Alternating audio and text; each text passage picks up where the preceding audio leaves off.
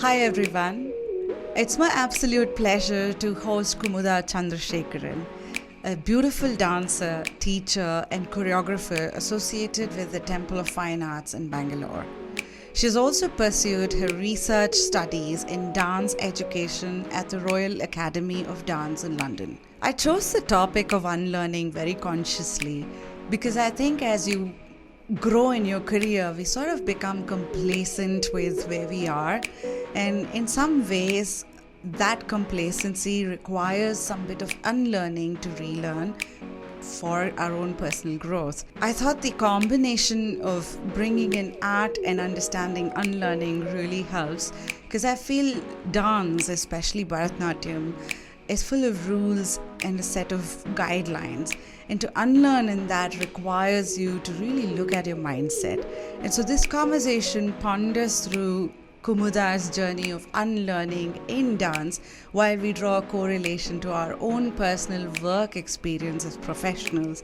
And how do we go through the art of unlearning? What are some of the nuances that we need to take care of when we go through the unlearning process, consciously or unconsciously? One of the key takeaways for me from this conversation with Kumudha has been that unlearning is not necessarily taking out something that doesn't fit anymore, but it's also about new things that you discover about yourself that you have to unlearn. This conversation with Kumudha not only talks about the art of unlearning, but also covers power of vulnerability, community, and self-awareness that really helps in the process of unlearning. I hope this episode helps you to evaluate the rigidness or complacency that you might have in your own career journey and reflect on how you could go through a process of unlearning. The previous episode with Sandeep as well as this episode with Kumudha brings in a creator's perspective of how they go through an unlearning journey.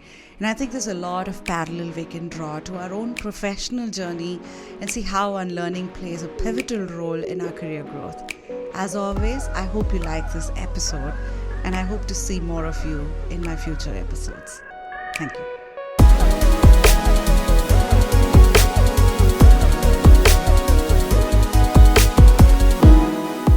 Earlier when I was a kid, my mom used to say, music as well as math, they're a good combination which sort of works not just in terms of connecting the cells together, your neurons together, but also from a memory perspective because it does. You're allowing the analytical and the logical, the creative side to sort of play with each other. That's actually what I was going to say. So it's not like you store it like a hard drive. It's not that kind of a memory. You have like very associated memory.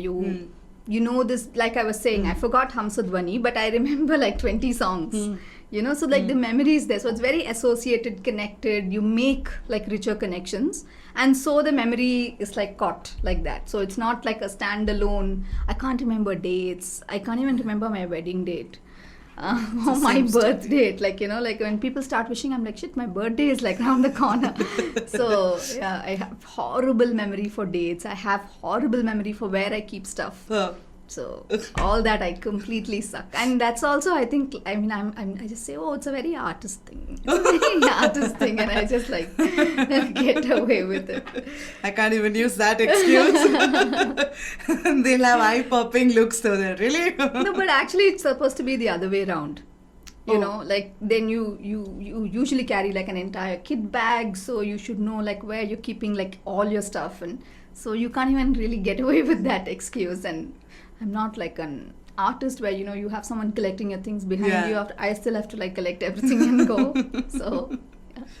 Welcome on board, Kumudha. Thank you so much. It's such a pleasure to have you in the Attitude Makeover podcast. Thank you so much for being here. Thank you, Saujanya. It's really a pleasure to actually be spotted for your work. And more so when, you know, it's not just like the dance world and you know, it makes sense a little outside of it. So thank you so much for having me. Well, I must thank the article you wrote. I think that was very intriguing, very detailed. Normally when you go through these topics like unlearning, what I've seen is it's very theoretical. The aspect of one's journey and the personalized part of it and what one goes through is missing.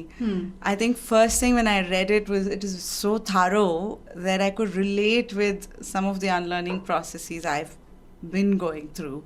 And then when I spoke to you, you brought the human aspect of it as well, right? Like the cushioning and all that stuff. So I think it's about time we actually have it in more detail. So anybody going through that process or thinking of going through that, this should really help them in really rediscovering the process itself, right? Yeah. So first of all, let me begin with who is Kumudha? Well, I'm a dancer. I think that there's just one word without, the many aspects of it, even define, I think, the way I do things. So I could actually just stop with that one word. But I teach, choreograph, dance. I come from this institution, Temple of Fine Arts, which actually kind of made me the kind of dancer that I am.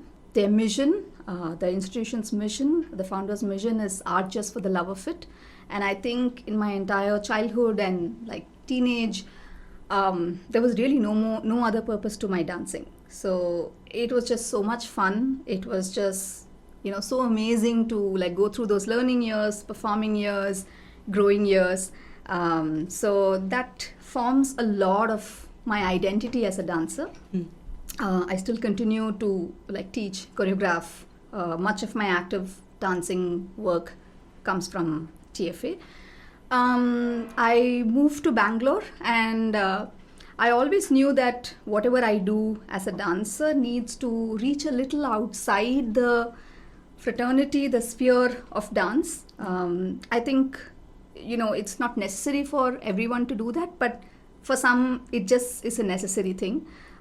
So then I started working with children using movement, and so I started working with different organizations that thought that movement is essential in learning and growing in the way you shape yourself. I piloted a project for Spastic Society. I was there with them for like about 8-10 years, building this project for about 200-300 children. We actually put up a lovely musical, which is a wonderful memory, a flowering tree. And I worked with several organizations where I trained their teachers to incorporate movement in their teaching. And so the work keeps growing like that. I also write for a bunch of publications on dance, on education, on areas of interest, really. I recently completed my research at Royal Academy of Dance. I think that's the most recent addition to my resume. Yeah. So this has been, dance has been the major that you've been studying from what, like post-12th or even before that? I hold a postgraduate in computer science. Oh my God, look at this. But I just use it to work with my gadgets. Okay. But I did my postgraduate studies in computer science. Okay. And I did also study inclusion in Spastics when I started my work there. So for me, that social aspect of, using art came from, I think, that 1 year of learning. Okay. In fact, this recent research is my first degree in dance. Oh, really? Yes. So how long have you been learning dance? So my mother is a dance teacher. Okay. She was one of the first teachers of TFA, the center that I come from. And so I really don't remember. I mean, this is just a very blur. A lot of people ask me this question, and I just don't remember the day I started dancing. So my mother used to just take me along for dance classes, and I'd just sit for like 5-6 hours through, she'd teach right from basics to like the senior batches, and I would just like sit there and like watch. And I think the learning had learned that, because the first day I actually got up to dance in a dance class, I actually knew most of, what I had to be doing for the next couple of years. So I think the dancing really started really early and very unconsciously. But I think I would say serious learning, somewhere about 25. I recently completed 25 years of my Arangetram. Okay. So I would maybe then, before that, I think it's just like an after school activity. So, yeah. Well, you look very young. I also started very young. I think I must have started when I was like 3 or 4. Are you serious? Yeah. So the sitting and learning with my mom. And she was very serious about it. She was like, you know, like you're getting there very soon, very soon. So I actually didn't even think of an option of like not getting up and doing this someday. But you enjoy it as well? To be honest, not in the beginning. Okay. I think there was a point, there was a point when it really became my thing. It was a point when I knew I wanted to do this all the time. I mean, maybe not take only one thing. Like I said, I do diversify with my engagement. But I knew that dance had to be the center of everything that I do. That was pretty late. That was not, when I was 5 or when I was born or anything like that. My teenage years were very difficult. I didn't want to be a dancer. I hated makeup. So we had to perform quite a bit. I think at that, there was a phase when we used to perform a lot. So I used to just hate that entire 3 hours of makeup and all of those things. So I was just waiting to get out of that streak. So very honestly, no. I always loved dancing, but not the very typical trajectory that I need a little bit. I mean, of course, mainstream performance teaching is very much a part of my practice, but it doesn't limit to that. So I would say like much later, a good 7-8 years into my learning is when I started becoming serious about dancing. Yeah. It's sort of, I can correlate with the makeup that my daughter used to learn Kathak. And I was telling you, from almost 7 years, she was very good as well. I think you have the chakkars, right? Yes, the pirouettes, yeah. So, and very graceful as well. But I think the makeup is what really was not her cup of tea, and she hated it. And every performance she'd come back and she'd say, oh, it's going to take 3 hours to remove this now. Because you have to keep layers of layers, you have to remove them, right? And one fine day she said, this is it. But she still does her own choreography. But she does more Western. But that bit of understanding rhythm, understanding beats, and thereby choreographing your own music or your own dance form. I still see that in her. So hopefully someday there's still a... it sometimes just comes back. So and it's good to, I think, I say this for like even my students, I think it's necessary for them to like really engage because they want to. So that's just, very important. So I want to dive into our core subject for today. The whole concept of unlearning. How did it really start for you? Because you had a long journey of learning dance, and I think Bharatanatyam as it is, or I think you're doing more than Bharatanatyam as well, isn't it, first of all? So they all have a process. There's a method on how you learn it, how you go from one level to another. There's a process that's worked for ages. How did you sort of bump into unlearning, first of all? I think like we were casually conversing the other day. When this whole thing started, I didn't have a word to it. It was just a very bodily sensation, I wouldn't really say discomfort, but like a little bit of a, some kind of a knot in your stomach, and, you had to do something about it. You have to find out what this is. You have to find out why you're feeling, like every day in my practice, I would feel, and that's also like, typically every 5 years or 7 years of your dancing, if you are a practitioner that has taken this through decades, like what you do as a dancer, how you perform, how you dance, I think these things change. You can't learn a certain way on day one and do it through your 30s, through your 20s, through your teens. every like 7 years, how you do things have to keep changing. So I guess in the earlier years, it was very unconscious. At some point of time when, your body tells you certain things, you just like listen to it. It's just a very obvious one. But this particular phase, when I actually gave it a word, gave it a form, and then like seriously incorporated it into practice, into like many activities that I did, it literally just started as a bodily sensation. It started as, like something that I had to like figure out, really, not even change or modify, or it's something that I had to figure out. And then slowly it became about, I was also crossing, a stage in my life where I could just dance without, serious warm up. So this was also a stage when, now I had to like really warm up to dance. So, I know that in a sense that's essential even earlier, but like, in your early years, you just happily dance. You don't like really take it very seriously. So what started like that, then eventually, took forms. I started journaling about it. I started writing about practice during the pandemic. I wrote a series of articles for The Hindu, and I spoke to some serious practitioners who talk about a mindful practice.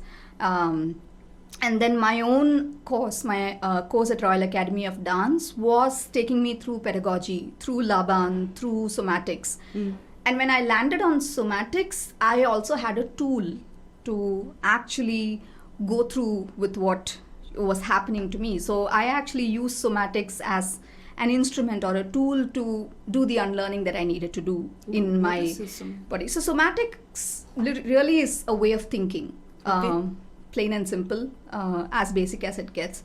So somatic thinking in dance is something where the extent of awareness is very deep in terms of, how you hold your hands, how you move from here to there. Even things like, flow movements, how do you now figure your weight out, where's your center. So the awareness then helps you like do a little more of a mindful dancing. So then when the somatics module happened, I think then unlearning actually then became a word.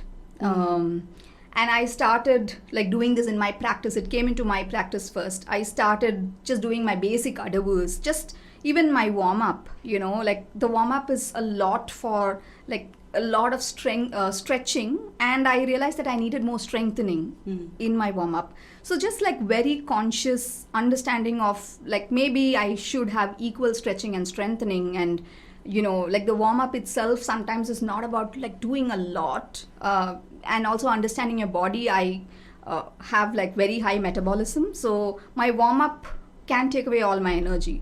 So to then say, okay, my warm-up should be in a way where it just puts me ready to dance and doesn't suck out all my energy. So even little realizations like this, starting from my warm-up, I started thinking about, where my movement is coming from. Is it coming from my core, from my shoulders, from my like extremities, from my distal ends, for example? And like the whole Adavu dancing process then became almost like a way of getting to know myself and my dancing better. So, and it really, it was fantastic. I would practice and then journal, and then thankfully my students were very receptive to these ideas. So then I then took it, we were all doing online classes. So it's not like I could put my hand inside the screen and correct their posture or correct their hands. So I had to literally articulate everything, and I had to tell them, feel this from the inside. Understand where your position is, where your center is, where your RMD is, the works. So then when also in students I saw it working, it kind of then became like a direction to take. So yeah, it took I think a good few months for me to like really, move from practice to, this idea of unlearning. To first think about it, to feel it, all the way to really conceptualize it as unlearning and go through that process and practice it. Yeah. So this somatic model, can you go a little more deeper into that? Is that a framework, Kumudha, or is it only for dance, or can you sort of go like 60 feet above and sort of paint a picture of how would one look at it? So somatics, like I said, is a Somatic way... Somatics. Okay. So it's a way of thinking, really. A very, dealing with intrinsic feedback, understanding how your body works. Like we all have different lengths with our arms, with the neck. How heavy is your shoulder? How heavy are your feet? How heavy is your trunk? So all of this feedback then goes slowly into understanding how you should modulate your movement, how you should be doing this, how you should be getting to a position, for example. So somatics, literally, like there are so many somatic practices today. Yoga is a somatic practice, Pilates is, the Alexander technique is, so many, like you could just keep counting with like 2 hands. So all of these are somatic practices which takes the central ideology of intrinsic feedback, knowing your body and respecting what your individual feedback is. Got it. So I think that's the very center of somatic thinking, where, especially in a classical form, we are very conscious about the external eye, about how this is looking to someone else, how this is working or not for a certain platform. How do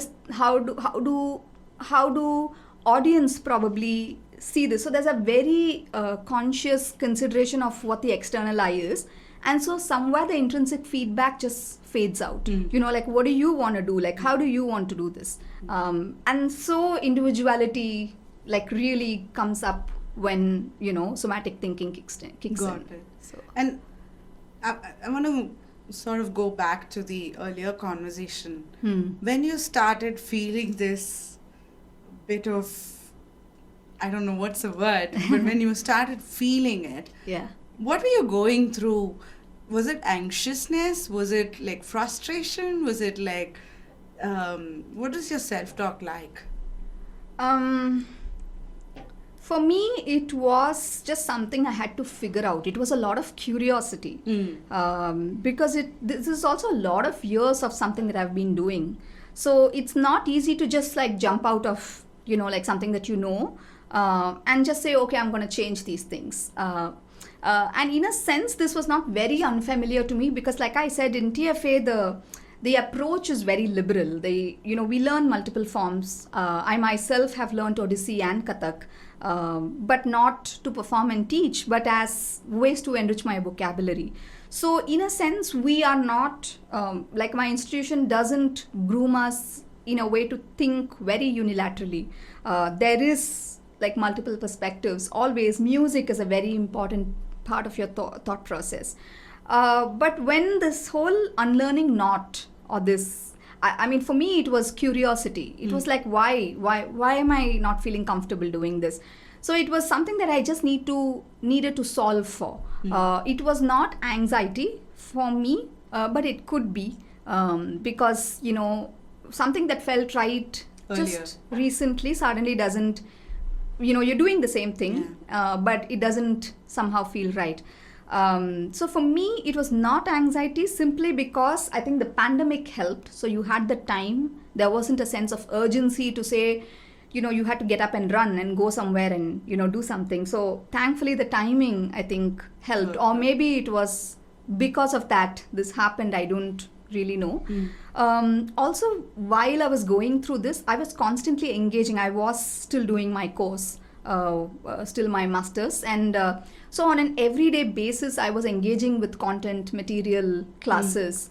That was helping me resolve this. So you were constantly introspecting and understanding what is really happening, and plus you were journaling as well. I always journal, and sometimes it's just a very short, whatever. Sometimes I even do a voice note. I just like record something that I'm feeling at that moment, and something that makes sense to me later, but I just record that moment. So I journal in multiple ways, but I think the anxiety was possibly not there because I was studying. I was actively finding answers, maybe not the whatever is the right word or right answer right in the beginning, but I knew I was getting there. I knew I was headed somewhere. So I think then it was more like a curiosity and exploration for me than anxiety or those forms. the reason I asked that is not everything needs an unlearning process, but to discover that, okay, this is what is a trigger for unlearning is the first step. Yeah. And that step is not like very simple as a blinker that comes saying, you need to unlearn, or someone coming and telling you need to unlearn this bit. Yeah. But you internally realizing that, observing and then realizing. Right? Yeah, so I think we sometimes consciously or unconsciously unlearn. It's not like I was saying, I was probably unlearning much earlier than I had a word to it. And I'm sure everybody is, we learn. I mean, in a sense, it's not like the opposite of learning. It's kind of, like a parallel thing. Like there are experiences that tell you this is how you do things, and experiences that tell you this is not how you do things. So in a sense, it kind of goes hand in hand. It's not like you stop learning for a while and then you unlearn, which means throwing things out of your kitty. It doesn't really, it doesn't work so exclusive. And I also think that this whole unlearning process, it can be different things. Like I said, it can be conscious, it can be unconscious. I think the pandemic has been a huge unlearning, whether we acknowledged it, whether we actually, said, oh, this is what happened to me after I unlearned. But I'm sure there are so many people, some of us talk about it, some of us just go through it as a process of change, So I think that way, it's not something that one person suddenly discovered. I'm sure like hundreds. And I was telling you about this conference that we did on unlearning, and it was amazing, like how much of, how much people agreed in terms of the topics that were discussed there, because we've all gone through this, and then you come and say, oh, okay, like this was that. This was what I went through, right? It's more a reflective thing because you've gone through the process. Yeah. And I think one part of it is also, so what I also understand here is it could be an unconscious thing. It could also be because of the constraints you're working on. It could be a change, a massive change that has happened. Like in this case, you were in a physical space and suddenly you were constrained to the COVID situation. And so your practice was changing. Yeah. And thereby there's a change, and thereby it triggered this. But being aware of it is the first step. Yes. Right? Yes. How do you go through the next? Once you're aware, what happens? I think there are some, like things that are visible. Unlearning doesn't have to really reflect. In a very dancer perspective, in a very dancer term, it can change the way you choreograph. It can change the way you teach. It can change the way you deal with your teacher. It can change the way you deal with your students. It can change the way you deal with your audience. The people that you're working can change. Unlearning leads to all of this. Like sometimes you feel a little stuck, working in a certain space, but, that's familiar and that's comfortable. So, for a while you just keep doing that because it's not bad. It's dancing after all. But then when these kind of triggers happen, you kind of go back to, like, why are you doing something? Like, why are you even dancing, for example? And while not all of them are like very philosophical reflections, like I said, for me, it was changing the way I choreograph, literally, because now I was choreographing not on a 20-year-old body myself. So I wouldn't like keep it very energetic. There had to be, like a pause and movement. And so there had to be more conscious pauses, those kind of things. There was a change in the way I was starting to choreograph personally. But also, how do you deal with it? Is you manifest it in small ways and like big ways, even in terms of, socially how you see your profession, right? Is it inclusive? Is it accommodating to, like different sets of people? Is it accommodating to diversity? So then you slowly start opening your head up to like so many more things that you can look at as a dancer. Like, so it starts from just simple movement, like how I execute this movement, and then like where I transfer my weight, how I do it, how do I cope up with speed when something like that. And something like, like I've actually always overseen these things because I somehow felt like it was never relevant to me as a dancer. And I think those things change. So, it can lead to so much, it unravels on its own once you like let it happen. Sometimes it's very small. It's just like one little habit that you need to unlearn, like possibly just a certain way of doing makeup, for instance. It can be that simple. Or it can be, like you said, the way you choreograph, the way you see another dancer, the way you embrace another style, like appreciate a certain form of dance. Look for forms that you never even knew existed, for example. So, yeah. So, but what you're also saying is, it is not like today suddenly I've got this feeling and then tomorrow it's like I want to be there. It starts with baby steps. It starts with small steps. And as I up my game and work on that, it unravels a new perspective for me to sort of come out of that zone that I was into a new space. Could be that. Could be very much that. But I think some of the key things that we were talking about also in the conference, and which was also something that I was realizing, that unlearning is not necessarily taking out something old and like putting in something new. For all you unlearn a new habit that is not healthy for you, that you formed maybe over the last 4-5 years, right? So it doesn't necessarily have to be like an old, outdated something that you have to unlearn and throw away. It could be a new habit that is not working for you. For instance, like I was saying, a certain warm-up routine that I had built over the last few years somehow was taking a lot of my energy, and I had to, reconfigure my warm-up. And that was not a very old thing. That was not like or for that matter, going to the other extreme, revisiting an old idea that somehow you just never related to and you do now.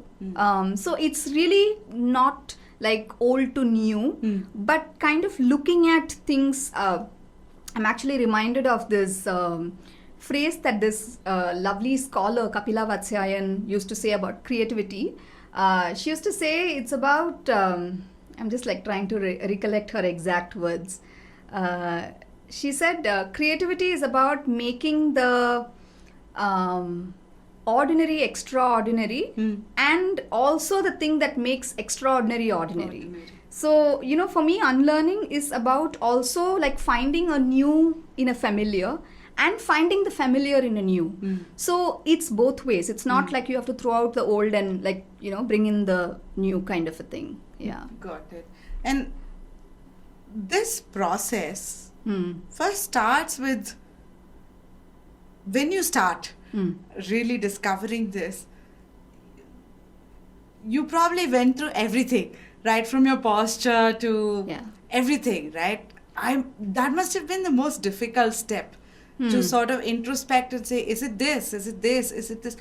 Do you go about listing everything, or how do you go about to then come and pivot on, it's probably the posture, it's probably the warm-up, I'm going to try only the warm-up. How do you go about that? Is it like listing down everything that you're seeing is... I think from my experience, I think it is also very personal. The way a process like this works is also very individual and personal. And in a sense, for a dancer, it's not a very new thing. A dancer has to, for want of a better word, really repackage themselves a lot. Rediscover, repackage as well. I mean, by repackaging, I'm saying... changing, I mean, you rediscover, yes, but always when you rediscover, it's not really visible what has changed. So it's also necessary sometimes for that to reflect in ways that you do things or actually don't do things. So coming back to this individuality itself in unlearning, I think for me it worked like a package.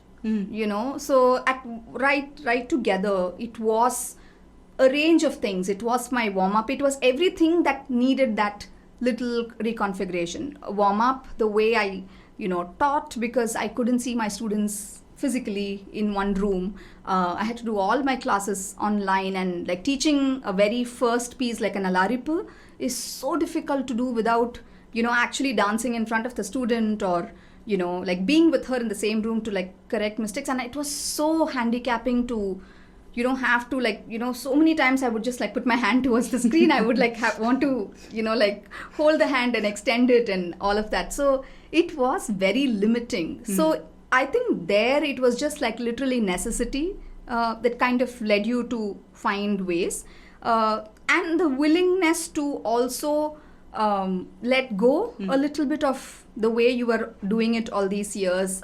Initially it was very difficult because this is how like you enjoy doing things, and that change is never easy, but I think it comes as a package. It comes and I think we were talking about this in a different context. I think also the support system that you have, where you're talking to other dancers, you hear them going through things like this.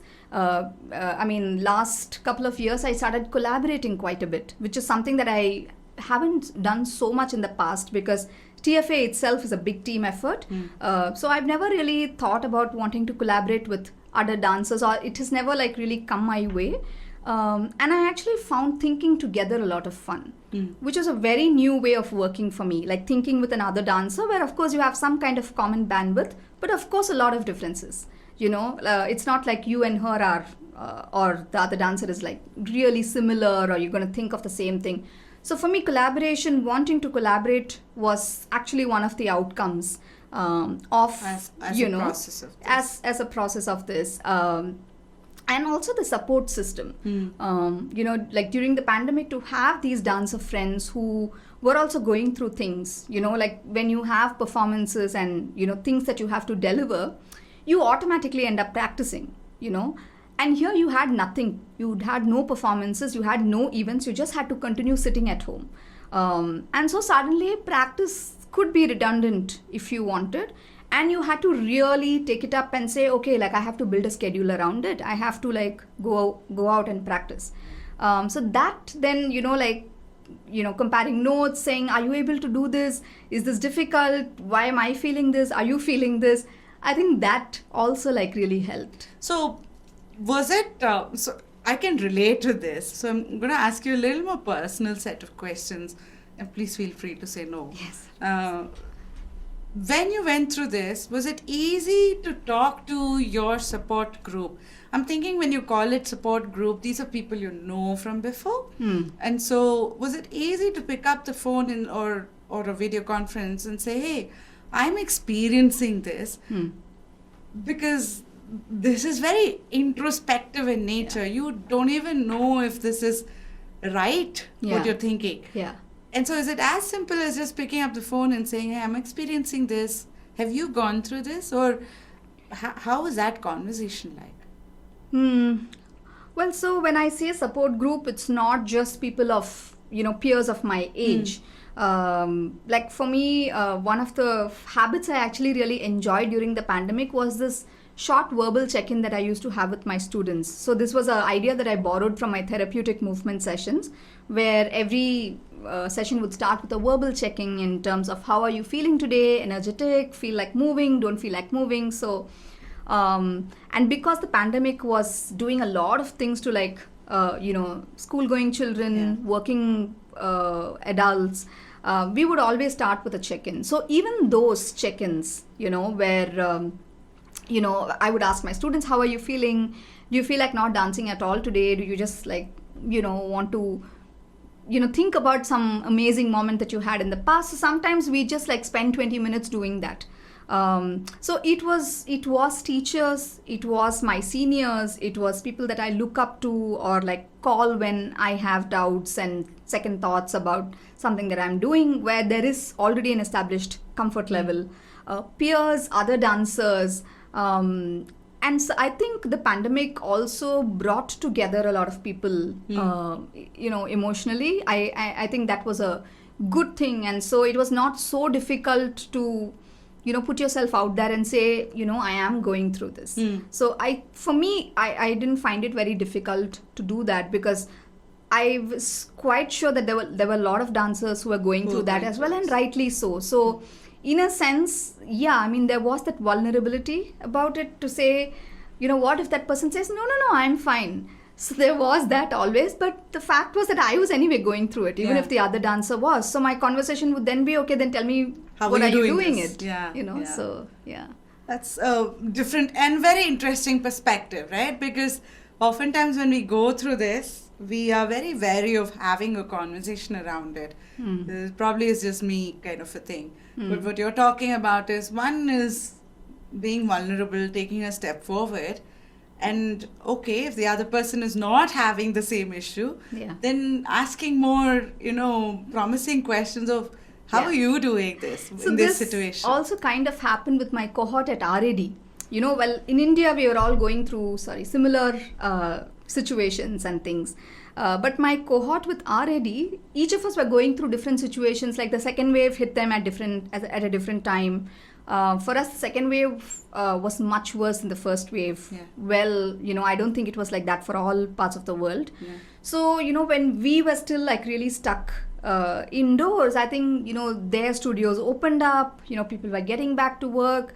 So I'm like, okay, tell me what this feels like, like at least to kind of hope for something. And they would say, no, just stay at it. There was material that sometimes didn't make sense. And then I would just call them and say, okay, why I kind of need a little more survey information on this. So even in that, my cohort there sometimes came up with, our second wave just got over, so that's why we're moving out. So in a sense, it was okay that they didn't say the same thing that you said. So yeah. So also then changing the language based on where the other person is in that journey. Pretty much everybody is on a journey. And so just discovering where the other person is, and then reframing your question maybe. Right? To discover how have they done in that case. Or are they even facing it, or have they faced it? Maybe they've not come there itself, right? Absolutely. Or it's a much smaller thing for them, possibly. So yeah.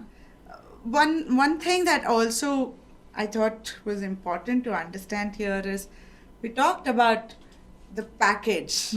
This is my current package, and this is how I want to see my package as. And then taking these small steps towards that big package. When you're on that journey, it's almost like you're learning to walk in some cases, unless you're just doing one habit change or something. When you're doing a package change, it's almost like you're starting to walk or learn to walk again.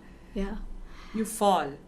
Yeah, you do. And so how do you sort of create cushioning around this to ensure that, is it the support system? Is it more than that? What are some things? It depends on, I think, what that fall is.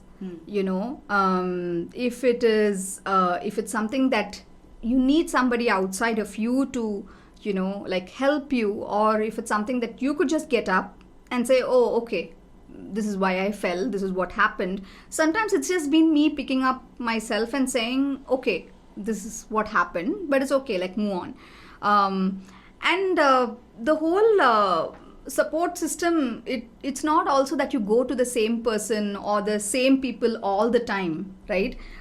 Sometimes it was talking to this senior colleague or director of an institution who's worked with me. She's not even a dancer. And she would completely bring in that outside perspective in terms of like for me, like how small that problem is, to just add perspective. Sometimes that was also necessary. So I would sometimes even talk to non-dancers, people that I find very inspiring, have worked with in some way, have a relationship. So each thing was different. Sometimes it was just talking to my husband, because he's a completely different personality than me. I'm very dramatic, I'm very vocal, and all of that. And he must have gone through like a much bigger upheaval that day at work, and he would casually just talk about it 5 days later. So I'm like, this happened, and I was talking about I would have spoken about something like, when I wear this thing keeps cutting my feet here, or, something like that. And he would just be listening to it like it's like the most important problem to solve. So it was also sometimes just talking with him and, kind of getting perspective a little bit. So, but I think if you really know where you want to go, and if you don't look at it as something that limits you, but as something that, takes you forward, I think you'll find the people that you need to talk to, and you'll find the questions that you need to ask. So, yeah. One of the things that we talked about earlier in this context was also, Kumudha, about these trial and errors. And as you're going through these trial and errors, how do you prepare your mindset for, it's not always going to be great success. Yeah. But it could just be, okay, I tried. Yeah. Right? Yeah. Did you have such an experience in this process, or?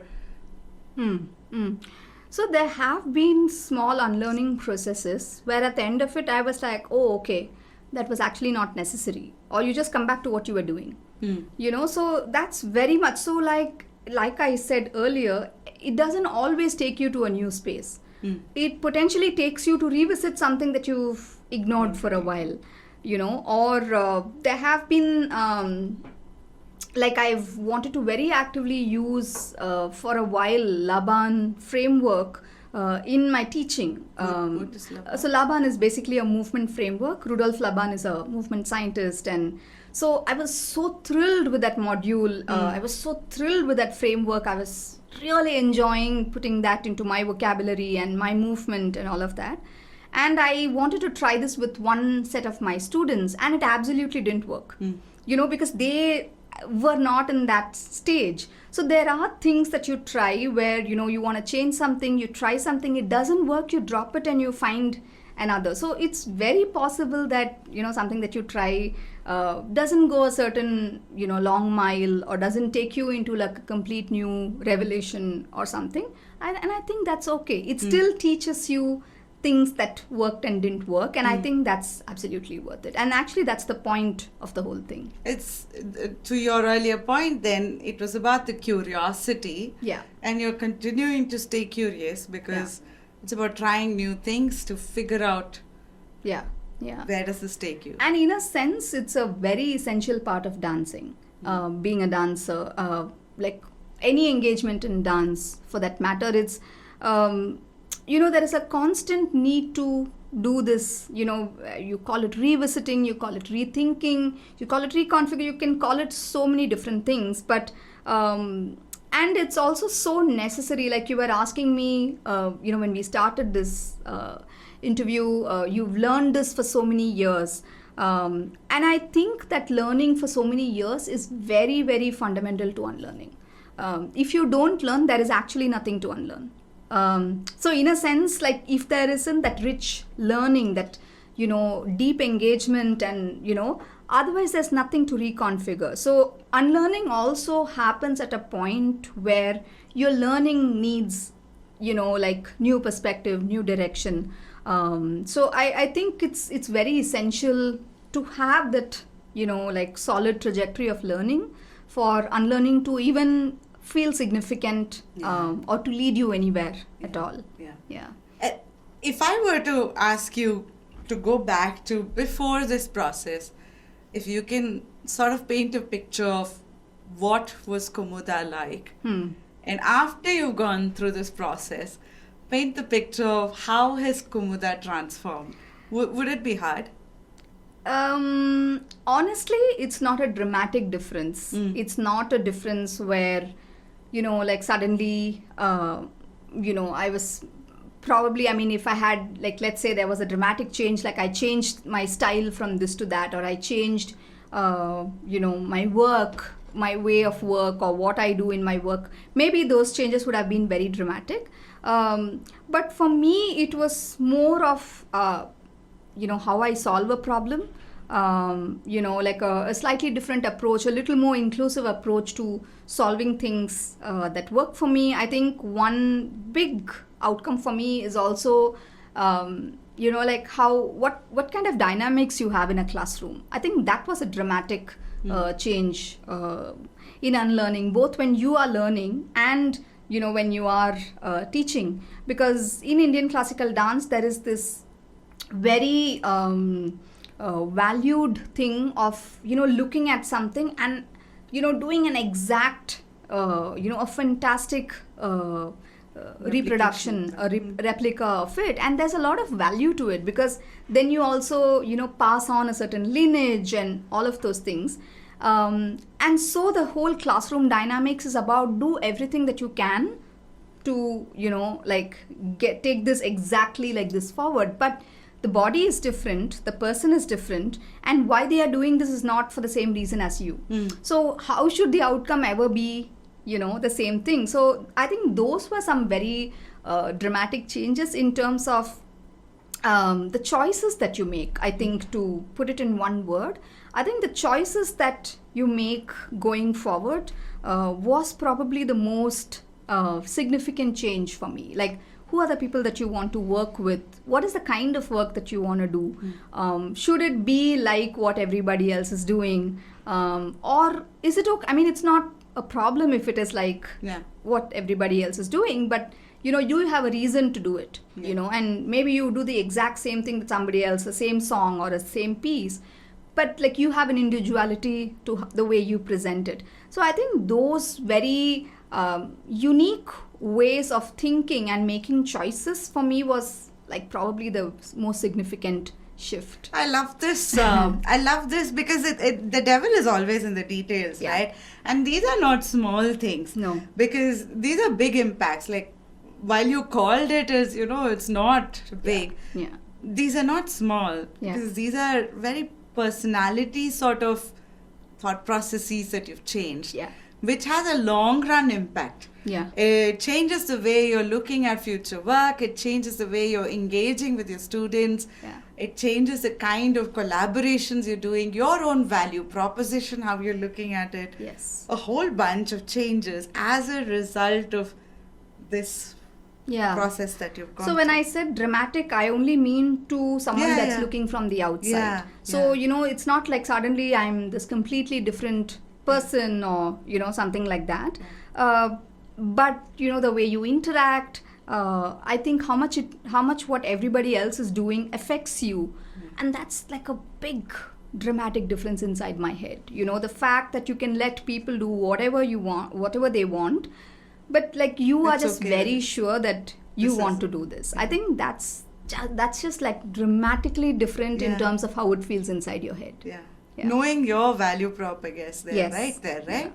Yeah. And how has it changed for your students? Because I'm thinking, when you're going through this change and you're interacting with your students, you're not limiting this to yourself. Yeah. At least interacting with you, I don't think you're the kind who limits it to yourself. Yeah. Which means you've been paying it forward as well. Yeah. How has this changed for your students? So incidentally, a couple of, I think, months back, when the pandemic was slowly showing signs of clearing, right? Because through the pandemic, I was being extremely understanding with my students, and I was kind of saying, it's okay, you don't feel like dancing, that's fine, because the students were going through a lot, through in their work, in their school, in their homes. So I would be like extremely understanding, but at some point of time, just this whole unlearning itself kind of highlights what you cannot change about yourself, which is like, now I'm not someone who is like just this leaning shoulder and a therapist kind of a person. Your teacher is not that. I'm here to make you a good dancer, right? And whatever it takes to do that, I will do it. And if that means like being a little hard, maybe you relaxed it for a while, and I'm like, okay, now this is back. I'm not here to like listen to all your difficulties. Yes, I will on a regular basis, but to then say, okay, my job is this. My job is to make you a good dancer, and if that means that I put you in a a little bit of a uncomfortable grill or a a difficult phase, then I have to do that. So I'm now not going to become, because I was talking about agency and, intrinsic feedback and a lot of these ideologies, that doesn't then change how you have to make sure that this particular posture has to be held. That doesn't change, but it does change for what is the length of the arm, for example. So it's very clear where you have to make that change and where you should not make that change. So does it then need them to not practice as much as they are expected to? No. So that part of it, at that point of time, I was like, all right, the pandemic chill is done, and like now really let's get back to action. And this is also something that I told myself, that now you needed to, for want of a better word, well, not rush back to action or anything, but even as I was studying, like even as I was doing my research, my constant, one of these very inspiring scholars and dancers told me, put a post-it on a computer, says, what is in this for me? Because I'm not teaching in the Western world. I have some minimal ballet exposure, but I'm not a ballet dancer. So a lot of even somatics and, the Laban framework and all those, you'll find a lot of research work for those forms, for Western forms of dance, and hardly any for the Indian, for what does this mean to Bharatanatyam, for instance. So for me, that one post-it saying, what's in this for me? Like, how do I bring this into my practice? And if it doesn't make sense, then that's not the direction of my final research. So, and I had to have a tool and I had to have a concept. It can't just be like a philosophical concept, my research work. It had to translate to, so then how can I change my practice or better my practice, for example. So I think sometimes you also need to know what to hold on to. And unlearning is a very important part of it. And how... Yeah. Sorry, go ahead. Yeah, so that's the thing. So in a sense, you need to unlearn to also understand what's integrally you, what is integrally your form. And you can't let go of that because then, you change identity, it takes another form that's, sometimes unidentifiable. Yeah. How did this really change the future aspect of how you look at your role in the Indian dance space? Whether it is with your choreography, whether it is with your own dance, as well as your future with the students. Has that changed dramatically? Well, it has changed. And in some ways, it is a choice of what is the kind of new learning that I want to do now. I think that was a very important choice to make out of all the unlearning that I did. There were certain things that I at some point of time thought was not necessary for my learning, and somehow at this point of time I felt like, no, I kind of need to have that as part of my learning itself. I need to go and seek that out. Can you give me an example? Like for example, I started a new mentorship recently for a very specific section of Bharatanatyam learning. I'm not getting into the details because that could be a conversation on its own, but a certain style of doing abhinaya, which is a little more conversational, which is not, it doesn't use a lot of, too much of the gesture. It's very conversational, it's very matter of fact, which is something that, it's not completely new to me, but it's not something that's like my element. So to kind of then also bring that into, like as one of the things that I could easily do, I think that was one of it. And just going back to your question again. So how has it changed for you and for your own future and also for your students? And so for the dance form that you're teaching here? Yeah, I think one big future thing for me is, in a sense, there is always a disconnect between, like the knowing and doing in dance. Like either you just keep doing, you just keep performing, you kind of keep learning a lot of items and you're everywhere, and or there is, a very scholarly research path that I take, but I think these are not exclusive. It is to different extents in different dancers. But I think at some point of time, everybody does a certain amount of research. Everybody does a certain amount of reading. And just this notion where, it's okay to not know. It's okay to not decide. It's okay to not choose. Just keep doing this and it will all be okay is now not acceptable for me.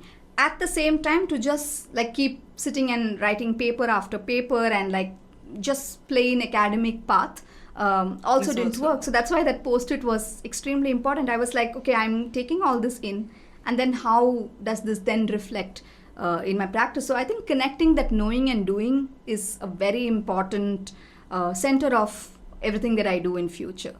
And do you think during COVID, one of the things that I've seen is when you go through, I can relate to that, because when you're getting better and better at doing something, change is not easy. Yes. And you get used to it and you're always busy. Yeah. So making time is not an easy thing again. Yeah. And if you like research, you enjoy, they call it deaths by research sometimes. Yeah. You just enjoy that Yes. bit. So somewhere to find a balance and make that time for yourself where you marry these two to create this next impact requires you to consciously put that effort to carve out some time.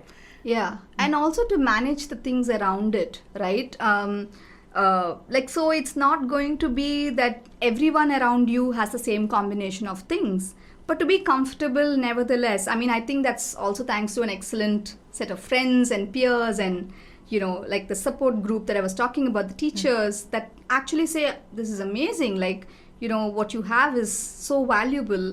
For them to, sometimes you have to hear it in a different voice, not always. But then to then be okay saying, okay, today, like for example, today I'm sitting here having this conversation with you, which probably is not like an everyday thing in a dancer's life. So just these kind of things, like day before yesterday, I was doing a workshop for Spastic Society, which was mostly therapeutic movement. But the person that I am is still the same throughout. It's not that I have to go and be a different person here and be... Even those convergences, right? To then say, okay, this is me. Wherever I go, I take this person. And maybe like what I focus on in that conversation, today it's unlearning. But another day, like let's say this evening, I go back to a class, I would be talking about a certain piece and I would be talking about like maybe, a certain expression or a certain abhinaya aspect. Or, the focus changes. I think it's also being comfortable in your skin, saying... Yeah, I know that your life is different slightly from mine, even though we are both dancers, but this is my choice. To kind of just be comfort. I think that comfort also sometimes comes from unlearning. Like, am I supposed to do more of that? Why am I not doing that and all of that? Or why am I doing this at this stage? Just these questions then are quietened when you know why you're doing it. Beyond your journaling, were there any other tools that you were using in this process to see how you're progressing, or for reflections, or for future references? My practice, Saujanya, just dancing. There's sometimes no better. I started my workshop 2 days back in Spastics saying movement is our first language, right? We move before we speak, right? And then somehow we actually unlearn that. We start speaking more, and somehow movement then takes, a sidestep. And so for me, like as I was dancing, like what I would feel, I would sometimes just go, not every practice used to be pleasant. Sometimes you'd come out of it feeling like, oh God, okay, that is a problem, for instance. So every practice would not like be happy and great, but just that dancing, the journaling itself in a sense was secondary, because sometimes you don't find the words. Like I said, unlearning itself was a much later coinage. But dancing somehow just gives you this feedback. It just tells you, come again tomorrow, like do this, you'll find this. So it just like brings you back. So I think dancing really like kept reassuring me that this was going somewhere, and it was not some kind of I think you were putting it back into practice every day in that case. Yeah, almost every day. I have to be honest also, I'm not someone that just goes and dances every single day. But I'm not like a big fan of routines. I'm not a sucker for, I have to go at this time and do this. I can't go to the same place of work all 5 days of the week. I've always kept my life like that. I have to do Mondays like this, Tuesdays like this, Wednesdays like this. One day of not doing anything and just sitting at home and like writing something, for example. So in a sense, I've kind of kept a routine that is, not the same thing all the time. Which works for you. Which works for me. Yeah. So I'm not someone that practices every single day, but my regularity, in a sense, picked up in the pandemic because, like I was saying, we didn't have a performance. Else, yeah. We didn't have anything to work towards for quite some time. So I think you then had to, cover your ground. And I think, the material was also an overdose for me. Like the content that I had to deal with for my research was becoming an over. So dancing actually would help me process it. So, you'd have revelations, you would have read things that would have just been words. And then when you dance it, it then becomes a phenomenon. It becomes something that your body can feel. And there was a lot of research that I was also reading that a lot of time the thinking is not always here. This is something that, we tell students in very late terms, muscle memory, your hand knows after a while where to go, etc.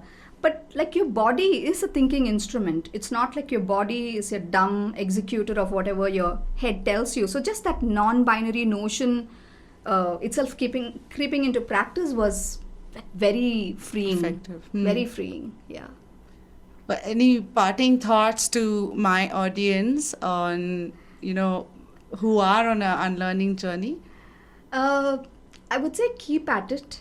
It's okay to modulate it. Like let's say at a certain point, it's taking you to a space where you are not comfortable.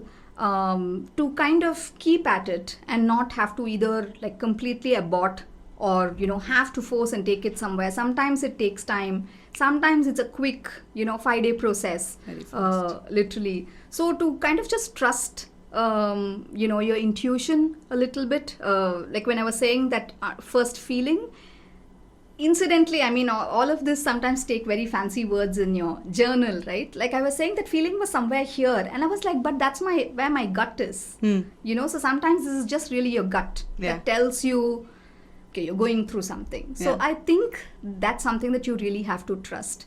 And to also at the other end not overdo this. At some point you have to say, okay, like, I got all this. How do I now bring this back to what I do?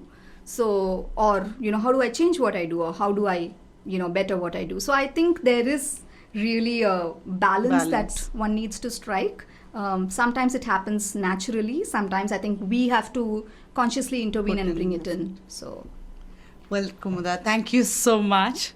Thank you so much for this time. I know you drove quite a distance to be in the studio, but thank you so much. Complete justice to this topic. Thank you. I'm actually so thankful to you, like I said, to speak to a completely non-dance world about something that a dancer went through as a kid. I would always keep saying, what changes if I choreograph a Tilana or not? Yeah. Like how does it make a difference for a non-dance crowd? So I think that way this is a very exciting thing for me to just completely be spotted because you were just so interested in the idea of unlearning. So no, because I think I would highly recommend, I'll put the link as well in the YouTube when we go live. The article that you wrote, I really liked the thoroughness of it. And then I think when we spoke, I could really connect with the nuances. So this was not just an article just with the research. There was an experience behind it. And so that's why I thought it's very important to have I actually also have to thank you for, coming from a space where you really wanted to know this, and not just have some very token questions of, like, what is this? How do you do this? You shared all the things that you read, you went through in your own work, in your own shifts, and to have a very meaningful conversation is not very easy. So thank you for that as well. I think that then adds to the quality of the conversation. Thank you so much.